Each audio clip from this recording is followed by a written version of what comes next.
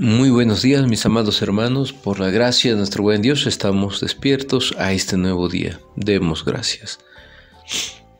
Padre, le damos muchas gracias por el día que nos regala, por la vida que nos ofrece. Queremos rogarle que nos ayude a vivirla con sabiduría y con entendimiento de su Espíritu. Que en todo en este día podamos agradarle, honrarle, Señor. Guarde nuestros corazones, nuestros pensamientos, nuestras miradas, nuestras palabras y acciones para no pecar contra usted.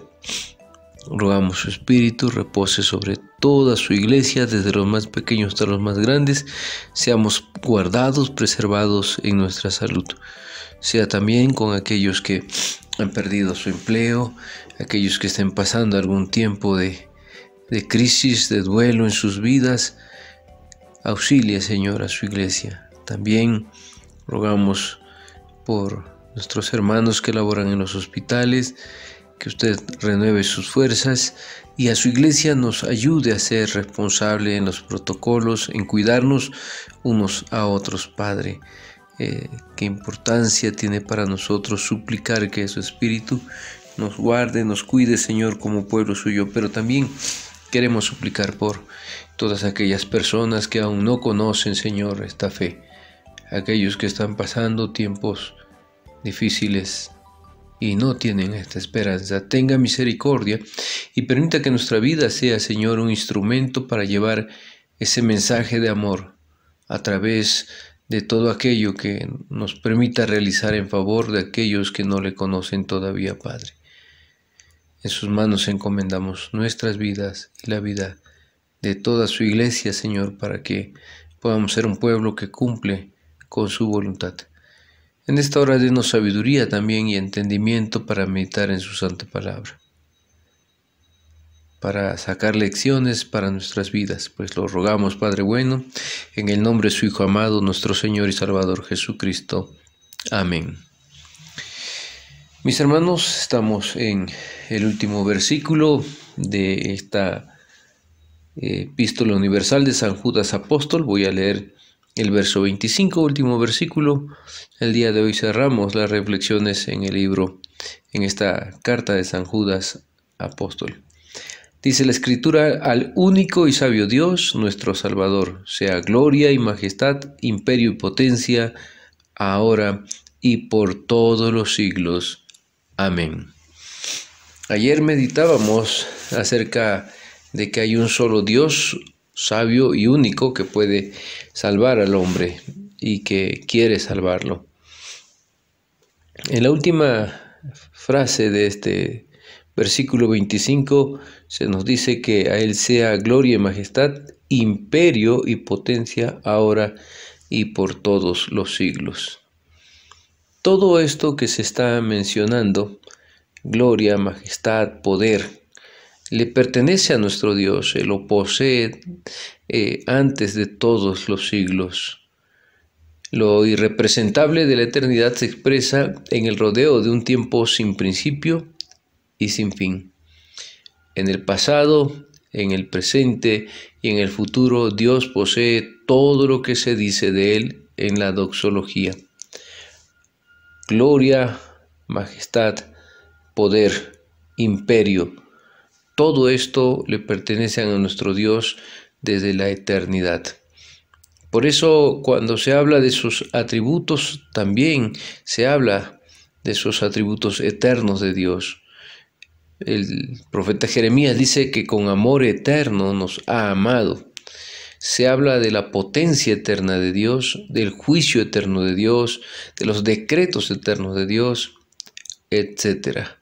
Aquí queda revelado en estas breves palabras de este último versículo esa expresión tan hermosa de que todo esto que doxológicamente se eleva como un himno a nuestro Dios le pertenecen y lo posee, no en este tiempo, sino desde los siglos de los siglos. Por eso también nosotros categóricamente afirmamos que Dios es el mismo ayer, hoy y por los siglos.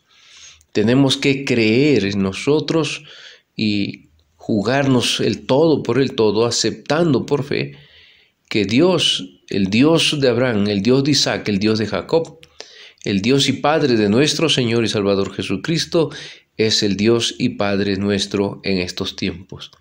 Aquel que envía la plaga, aquel que envía el maná, aquel que envía el agua, aquel que protege, que sustenta, y todas las evidencias del Antiguo Testamento están apuntando al Dios Todopoderoso que se nos revela en la persona de su Hijo Jesucristo. Ya nuestro Señor Jesucristo nos revela al Padre, y cuando Él se va nos deja el gran Consolador. Así, en esa perspectiva, vemos un Dios trino, santo, un Dios único. Y con este pensamiento se nos llama también a darle toda la gloria y la honra, a descansar en su poder, en su amor, en su imperio, en su omnipotencia, en todo lo que esta hermosa doxología exalta de lo que Dios es. Así que, mis hermanos, existe siempre todo esto que se entona doxológicamente, siempre estará en la plenitud del ser de Dios. Su poder, su gloria, su majestad y su imperio. Esto le pertenece por los siglos de los siglos.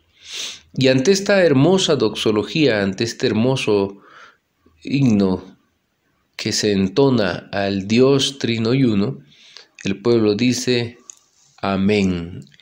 Así cierra esta epístola, una breve carta de unos cuantos versículos, porque no tiene más capítulos, pero rica en su contenido en cuanto a las exhortaciones pastorales, como lo vimos al inicio, un corazón pastoral de Judas, preocupado por el pueblo de Dios, por las pruebas que pasaba y por aquellos que estaban dudando, como por aquellos que ya se habían apartado del camino de rectitud.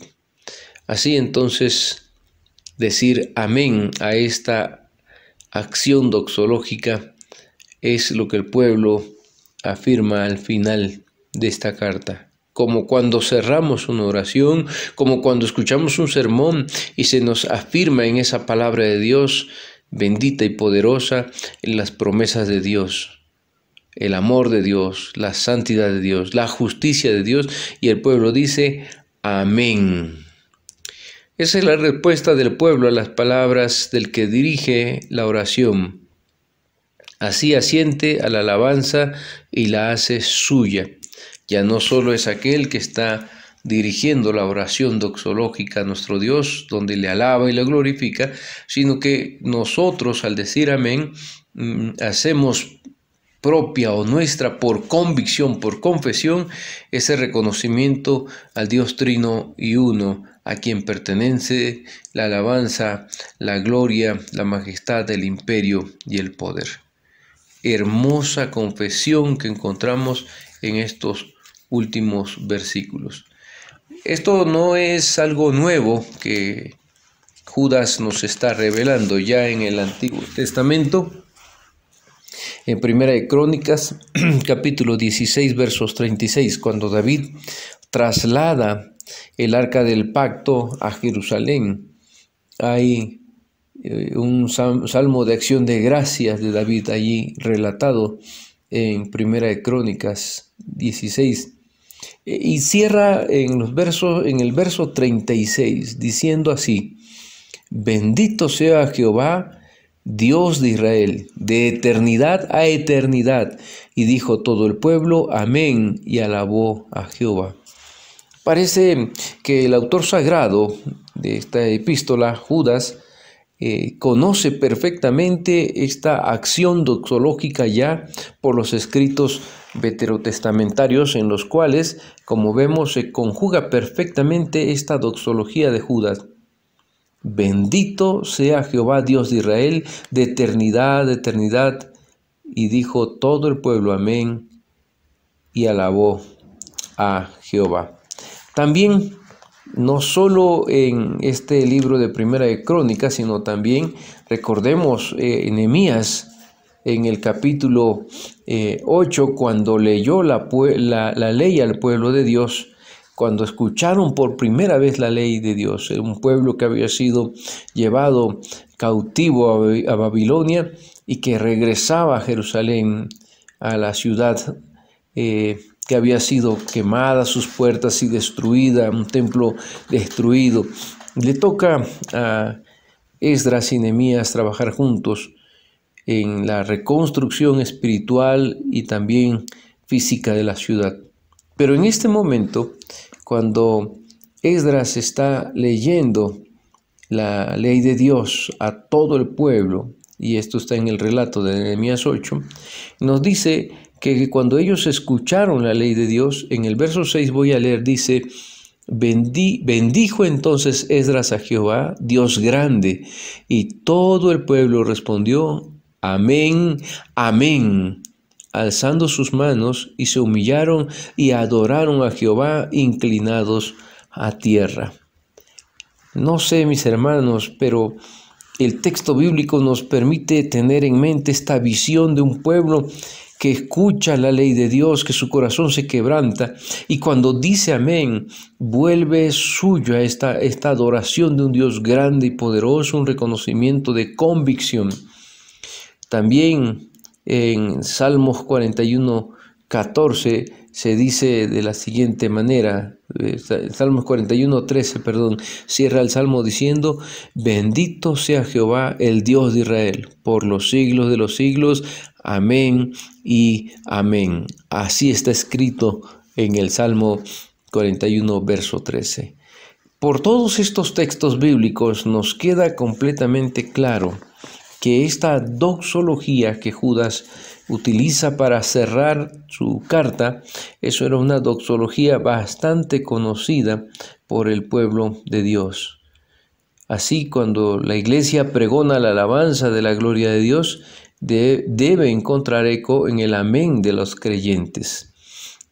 Hay que tener cuidado, mis hermanos. Hoy en día, en estos movimientos neocarismáticos y otros movimientos, la gente está acostumbrada a decir amén, amén, pero dicen amén a cualquier cosa, hermanos. Recuerdo, no sé qué artista es, que estaba invitando a la gente a orar, un cantante cristiano, y dice: tal vez cuando tú fuiste niño te llamaron bestia peluda. Y dice el cantante en esta grabación, dice: amén, dijo un hermano por allá. Sí, suele suceder que muchos, sin saber qué significa amén o por qué pronunciar esta palabra, que es litúrgica, hermanos, pertenece a la afirmación que el pueblo hace, a la adoración, al reconocimiento de un Dios a quien pertenecen toda la gloria, la honra, la majestad, el imperio y el poder. Así, cuando la iglesia dice amén, está haciendo suya esa confesión, es una convicción de fe, el afirmar doxológicamente la grandeza, la majestad, el poder, el imperio y la gloria de nuestro Dios. Así, quisiera llamar que al cerrar esta epístola de Judas, la iglesia también a las enseñanzas, a la claridad de la palabra, pueda decir amén, como una confesión, haciendo suyo ese reconocimiento. Como síntesis de esta carta podemos decir que el error hace de las suyas y no sin consecuencias, pero los fieles no deben desanimarse. La iglesia vive de la actuación poderosa de Dios. Él es su Salvador y Redentor, y por medio de Cristo, su Señor. La victoria es de Dios. Queda afirmado en esta carta. Su gloria, su magnificencia, fuerza y poder nos protegen para la vida eterna contra todos los poderes seductores. Aquello que acabo de mencionar se encierra en la doctrina de la perseverancia de los santos. Es Dios quien en su gloria, magnificencia, fuerza y poder protege al creyente para la vida eterna y le ayuda a permanecer en el camino. Esta carta que usa a veces un tono y un vocabulario llenos de irritación y dureza contra los falsos maestros, con la seguridad de que Dios termina con los solemnes sones y santos y cantos de adoración a nuestro Dios, con la seguridad de que Dios, a pesar de todos los ataques y de todas las debilidades nuestras, nos llevará a la visión jubilosa de su gloria. A este camino de la Iglesia que conduce a través de la lucha a la gloria de Dios y que es nuestro camino por la vida, nosotros como pueblo, como hijos y familia de Dios, asentimos con nuestro amén de adoración y alabanza. Así cerramos esta carta, mis hermanos, esperando que estos tiempos de reflexión hayan sido de gran bendición, de desafío y crecimiento para nuestra fe. El Señor les bendiga y ya estaremos iniciando nuevos estudios. Sigan orando por nosotros, que el Señor nos guarde, nos cuide y nos siga dando entendimiento para compartir con ustedes. Dios les bendiga, mis amados hermanos.